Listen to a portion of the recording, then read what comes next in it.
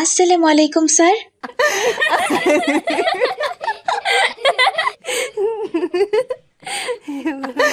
এ কি, ক্লাসের সবাই হাসছে কেন? আমি কি এমন করেছি? আমি তো স্যারকে সালামি দিয়েছি। এই মেয়ে, তুমি কলেজে নতুন ভর্তি হয়েছো নাকি? আর তোমার ড্রেসের এই অবস্থা কেন? আবার দেখছি হিজাব পরে মুখ ঢেকে কলেজে এসেছো, আবার দাঁড়িয়ে আমাকে সালাম দিচ্ছ। আমি কি তোমার কাছে সালাম চেয়েছি? কি বলছেন স্যার? আমি সালাম দিয়ে কি ভুল করলাম? সালামের অর্থ হচ্ছে আপনার উপর শান্তি বর্ষিত হোক। আমি তো আপনার মঙ্গলই কামনা করেছি। তাহলে এখানে ভুল কোথায় স্যার? আমার মঙ্গল কামনা করার তোমার দরকার নেই। আমার ভালো আমি বুঝে নিব। তোমার যেটা কাজ তুমি সেটা করো।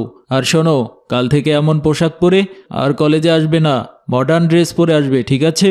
স্যারের এমন কথা শুনে রাদিয়ার মন খুব খারাপ হয়ে গেল আর সে বসে পড়ল। স্যার ক্লাস শেষ করে সেখান থেকে চলে গেল। স্যার চলে যাওয়ার পর